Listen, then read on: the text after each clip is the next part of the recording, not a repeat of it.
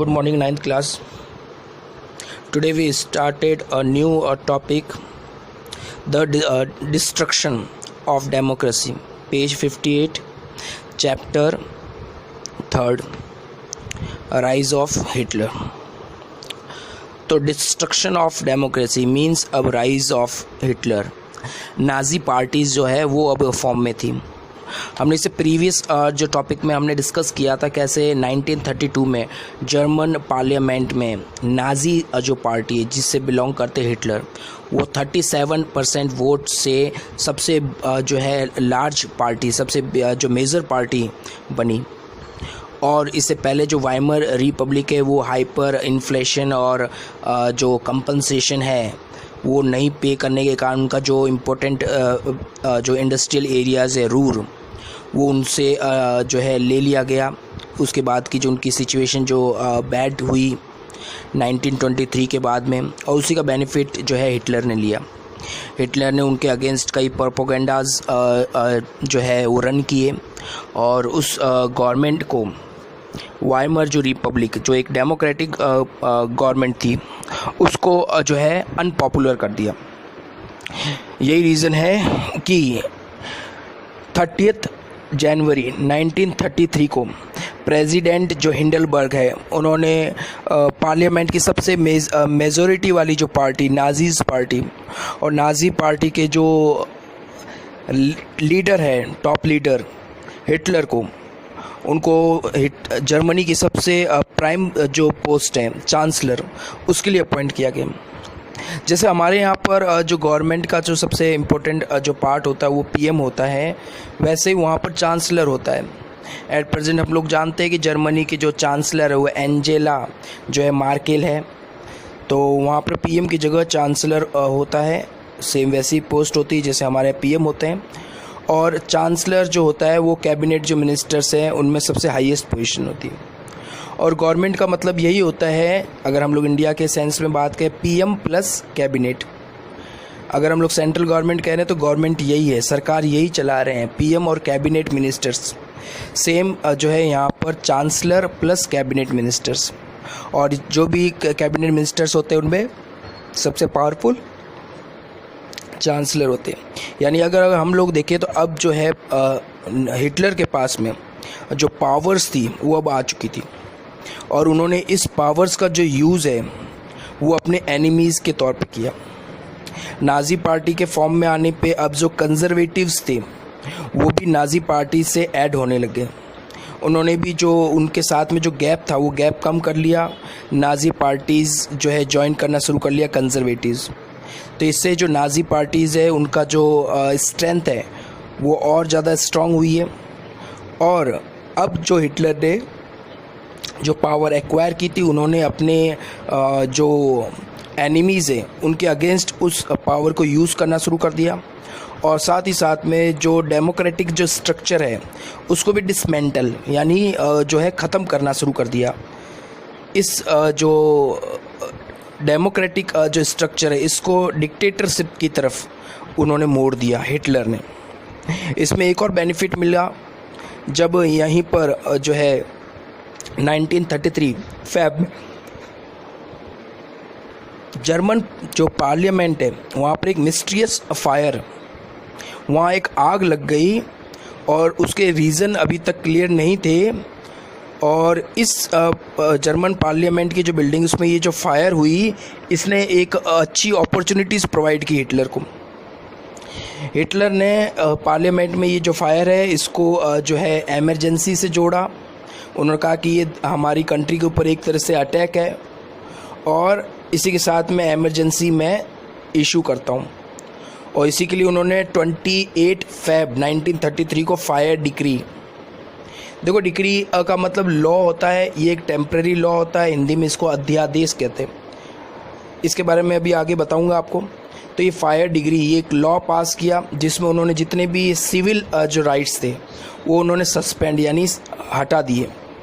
For example freedom of speech, press की जो freedom थी, जो पीपल्स थे वो असेंबल हो सकते थे, मीटिंग्स कर सकते थे, इस तरह के जो राइट्स थे अब वो सस्पेंड कर दिए गए, ये ले लिए गए. यानी अब लोगों के पास में राइट्स नहीं थे.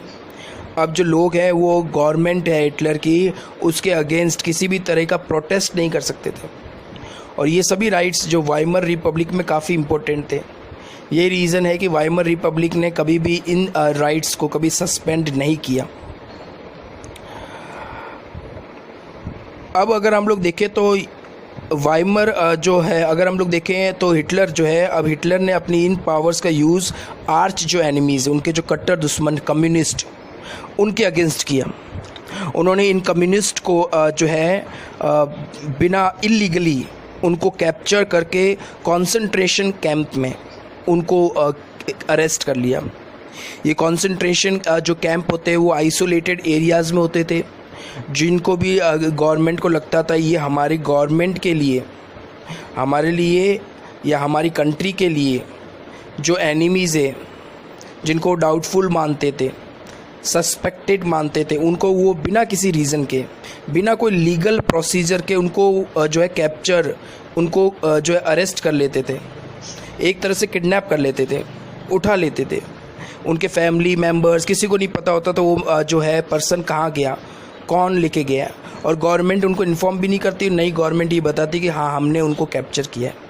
उनको वहाँ से उठाकर कंसंट्रेशन जो कैंप है, ये जो कैंप एक तरह से टॉर्चर कैंप होते थे। यहाँ पर जो भी एनिमीज़ होते थे उनको जिनको हिटलर को और नाज़िज़्म को ख़तरा महसूस होता था, वहाँ पर इनको टॉर्चर किया जाता था। और कई कम्युनिस्ट जो थे उन पे हिटलर का ये जो रिप्रेशन है, दमन, ये चला। बाकायदा जो है हमें जो है जो ड्यूसल्डॉर्फ, ये एक स्मॉल सिटी है जर्मन की, जहाँ पर 500,000 पॉपुलेशन, यानी करीब आपके 5 लाख के करीब पॉपुलेशन है। यहाँ पर हमें कंसंट्रेशन कैंप में हमें कम से कम 6,808 अरेस्ट फाइल मिली है कंसंट्रेशन कैंप में, जिसमें से 1440 तो सिर्फ कम्युनिस्ट थे। तो हम लोग देख सकते हैं कम्युनिस्ट इसमें काफ़ी ज़्यादा है। ऐसा नहीं है कि सिर्फ जो कम्युनिस्ट पे ही इस तरह के जो है एक्सप्लॉयटेशन किया गया हो। ऐसे 52 और भी विक्टिम्स थे, उस पर भी नाज़ी पार्टीज़ ने कंट्री के अंदर इसी तरह के जो अत्याचार किए हैं, जिसमें ज्यूज़ भी है, इसमें जो अपोजिट पार्टी के जो मेंबर्स हैं, इसमें जो स्पाई है, दूसरे देशों के जो जासूस है, और भी कई ऐसे लोग हैं जिसने भी गवर्नमेंट के अगेंस्ट गए, गवर्नमेंट के अगेंस्ट प्रोटेस्ट किया। जहाँ जिस कंडीशन में भी गवर्नमेंट को ये लगा कि ये हमारे लिए एक बिग थ्रेट हो सकता है, उनको जो है इन कैंप्स के थ्रू उनको वहाँ पर ख़त्म करवा दिया गया।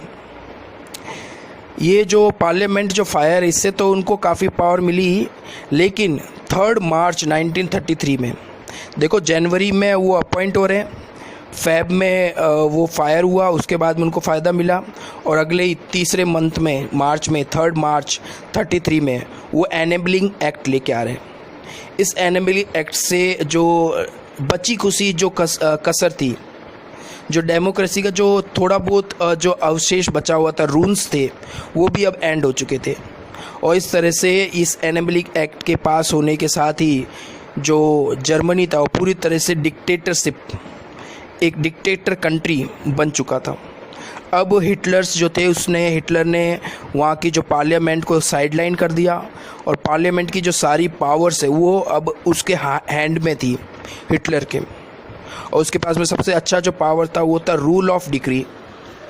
देखो, इसको हिंदी में अध्यादेश कहते हैं। डिक्री जो है वो उस कंडीशन में होता है, जैसे फॉर एग्जांपल इंडिया की बात करूँ, इंडिया में लॉ पार्लियामेंट बनाता है इस सेंट्रल लेवल पे। स्टेट लेवल पे जो लेजिस्लेटिव असेंबलीज होती है, विधानसभा, वो बनाती है। सेंटर पे हम लोग चलते हैं।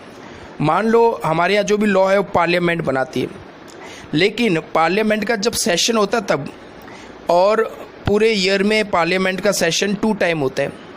जिस समय पार्लियामेंट का सेशन नहीं है, अभी मान लो पार्लियामेंट नहीं चल रही है और सडनली हमें किसी तरह का कोई लॉ चाहिए, तो गवर्नमेंट कोई एक टेम्प्रेरी लॉ जो है डिक्री इशू कर लेती है, और ये मैक्सिमम 6 मंथ तक वैलिड होता है, 6 मंथ। और जब कभी भी नेक्स्ट पार्लियामेंट का सेशन होगा, उसमें आपको इस बिल को पास कराना होगा। अगर आप पास नहीं करा पाएंगे तो ये बिल जो है अपने आप ऑटोमेटिकली एंड हो जाएगा, या फिर जब भी इसके 6 मंथ ओवर हो जाएंगे तो ये ख़त्म हो जाएगा।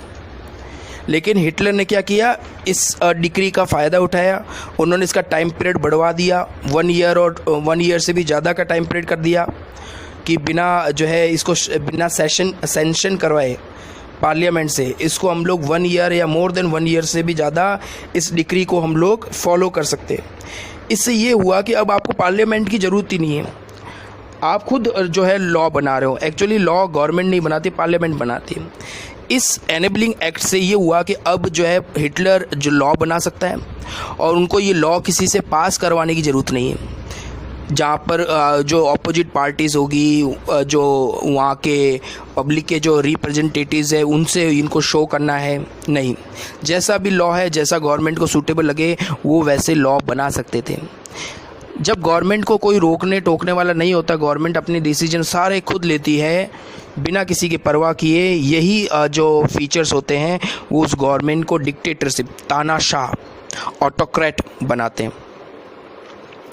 अब उन्होंने जितनी भी जो पॉलिटिकल पार्टीज़ और ट्रेड यूनियंस थे उनको उन्होंने बैन कर दिया। सिर्फ नाजी पार्टी और नाजी पार्टी से जो एफिलेटेड जो ट्रेड यूनियंस और पॉलिटिकल पार्टीज़ थी वही जो है वो जिनको बैन नहीं किया गया था। और अब जो है पूरी कंट्री के अंदर ये जो नाजी पार्टी हिटलर है, इनका पूरी इकोनॉमी, मीडिया, आर्मी, जुडिशरी और पूरा जो सोसाइटी वगैरह पे अब इनका कंट्रोल हो चुका था। अब वो जैसा चाहें वैसा कर सकते थे, यानी अब वो पावर में थे और कोई भी उनके अगेंस्ट नहीं जा सकता था।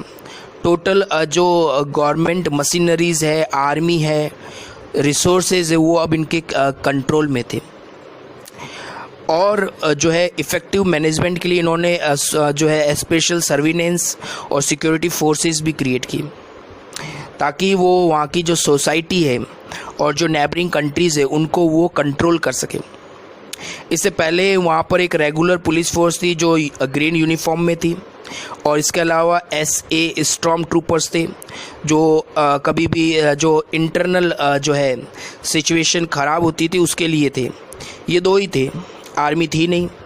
लेकिन अब उन्होंने जो ग्रीन यूनिफॉर्म पुलिस और SA के अलावा वहाँ पर गेस्टापो, ये एक सीक्रेट पुलिस थी, जैसे इंडिया के अंदर IB और रॉ होती है वैसे उन्होंने गेस्टापो, ये एक तरह से समझ लो कि जर्मनी की जो है स्पाई यानी वहाँ के जासूस थे।